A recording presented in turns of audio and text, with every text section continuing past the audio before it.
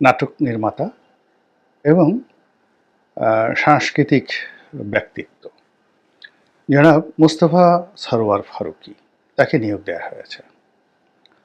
আর আরেকজন ব্যবসায়ীকে নিয়োগ দেওয়া হয়েছে, বাংলাদেশের শীর্ষ ব্যবসায়ী শেখ বশির উদ্দিন, আকিজ গ্রুপের অন্যতম কর্ণধার এবং বাংলাদেশের শিল্প বাণিজ্যের যে উজ্জ্বল নক্ষত্র মরহুম আকিজ উদ্দিন, আকিজ বিড়ির ব্যবসা দিয়ে যার শুরু। তো তিনি যে বাংলাদেশে ব্যবসা বাণিজ্যে মাইলস্টোন স্থাপন করেছেন, তার সন্তানেরা, তার একাধিক বিয়ে ছিল, 4টি বিয়ে তিনি করেছিলেন এবং তার সেই 4 ঘরের সন্তান সন্ততি মিলে এখন প্রায় 15-16 জন।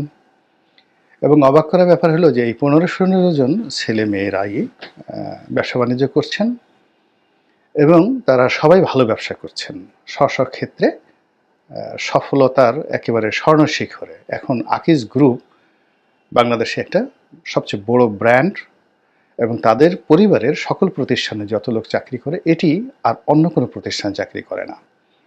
তো এই আকিজ সাহেবের ছেলে মেয়েদের যে শিল্প প্রতিষ্ঠানগুলো রয়েছে, এগুলো এই যে যেমন আদ্দিন হাসপাতাল, এ কত বড় আপনি না গেলে বুঝতে পারবেন না, বিশাল আদ্দিন হাসপাতাল, তার বড় সন্তান।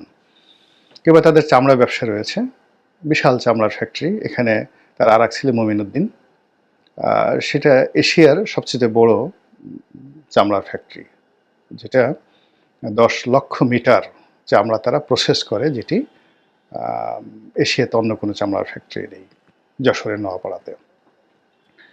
তাদের জুট ব্যবসা, পার্টিকেল ব্যবসা থেকে শুরু করে সব ব্যবসা আছে এবং তারা এখন ভাইরা আলাদা হয়ে গেছেন। এবং আলাদা হওয়ার আগে তাদের সবচেয়ে বড় 2 ভাই, মানে তার এক মায়ের 2টো সন্তান, এটা হলো আকিজের একজন স্ত্রী, তার সন্তানদের মধ্যে একজনের নাম নাসির, এই যে যাকে বলা হয় যিনি নাসির টোবাকো দেখেন, আর এক ছেলের নাম বশির। আবার এই দুজনও আলাদা হয়ে গেছেন অতি সম্প্রতি। তো সকল আলাদা হয়ে যাওয়ার পরে আকিজ গ্রুপের সন্তানদের মধ্যে, আকিজ সাহেবের সন্তানদের মধ্যে সবচেয়ে সফল যিনি, তিনি হলেন শেখ বশির উদ্দিন। তো তিনি শুধু ব্যবসা বাণিজ্যে সফল নন, তার নৈতিক চরিত্র, ধর্মপরায়ণতা, ব্যক্তিগত আচার আচরণ, মানবিক মূল্যবোধ, এগুলো অন্যান্য ব্যবসায়ীদের মতো নয়। এমনকি ব্যবসায়ীরা হলে একটু নেশা করা, একটু মদ খাওয়া, 2-4 জন এক্সট্রা ম্যারিটাল যে রিলেশন করার জন্য তাদের ওরকম বেড পার্টনার থাকা, এগুলো ধনী ব্যবসায়ীদের জন্য ডাল ভাত বাংলাদেশের। এগুলো তারা প্রকাশ্যই করে এবং ঘরের লোকজনও জানে। তো শেখ বশির উদ্দিন সম্পর্কে এই ধরনের কোনো অভিযোগ কেউ বলতে পারবে না। তো সেই মানুষটিকে এখানে নিয়োগ দেওয়ার পরে এই বশির উদ্দিন এবং মুস্তফা সরোয়ার ফারুকী, এই দুজনকে নিয়ে তুমুল বিতর্ক চলছে। বিশেষ করে এক শ্রেণীর যারা তরুণ রয়েছেন, তরুণী রয়েছেন, যারা এই আন্দোলনের সক্রিয় অংশগ্রহণ করেছেন তারা, এবং আমাদের মতো যারা ইউটিউবার আছেন দেশের বাইরে, সামাজিক মাধ্যমে যারা খুবই ইনফ্লুয়েন্সিয়াল, তারা রীতিমতো বিক্ষোভে ফেটে পড়েছেন এবং যে কোনো মূল্যে এই দুজনকে উপদেষ্টা পরিষদ থেকে তাদেরকে অব্যাহতি দান, বহিষ্কার, নিষ্ক্রিয়, এটাকে তারা একটা জিহাদ হিসেবে নিয়েছেন। এবং চুপ্পু সাহেবকে পদত্যাগ করানোর জন্য তাদের যেভাবে এটা প্ল্যান এ ছিল, এবং ওটা তারা পারেননি। এখন চুপ্পু সাহেব শুধু মানে যাকে বলে আগের চেয়ে যে কোনো সময়ের চেয়ে 100 গুণ শক্তিমত্তা নিয়ে তিনি এখন বঙ্গভবনে আছেন এবং আগামীর যে ক্ষমতার পট পরিবর্তন থেকে শুরু করে আরও অনেক কিছুতেই জনাব শাহাবুদ্দিন চুপ্পু, মহামান্য রাষ্ট্রপতি, তিনি গুরুত্বপূর্ণ নিয়ামক হয়ে উঠবেন, এতে কোনো সন্দেহ নেই।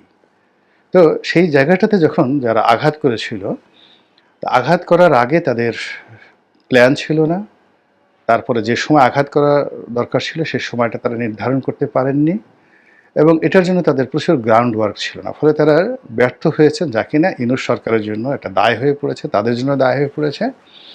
এবং যে কোনো মূল্যে আওয়ামী লীগের জন্য, বিএনপির জন্য এই শাহাবুদ্দিন চুপ্পু আগামীতে একটা গুরুত্বপূর্ণ সাহায্যকারী এলিমেন্ট হয়ে পড়বেন। একইভাবে এই যে দুজন ব্যক্তি এখন যাদের বিরুদ্ধে তারা নেমেছেন, তো তাদের শিকড় কত গভীরে এবং তাদের মেধা এবং যোগ্যতা এত গভীরে, যারা তাদের বিরোধিতা করছে তারা তাদেরকে ওজনই করতে পারছেন না। যেমন মোস্তফা সরোয়ার ফারুকীকে টিটকারি করা হচ্ছে, তিনি মাত্র এসএসসি পাস, ম্যাট্রিক পাস। তো এরকম একজন মানুষকে ডক্টর মোহাম্মদ ইউনূসের মতো একজন প্রাজ্ঞ মানুষ উপদেষ্টা পদে বসালেন, এটা ভালো দিক নয়। তার বিরোধিতাকারীরা, মানে যারা তার পদত্যাগকে চাচ্ছে, তারা একথা বলার চেষ্টা করছেন।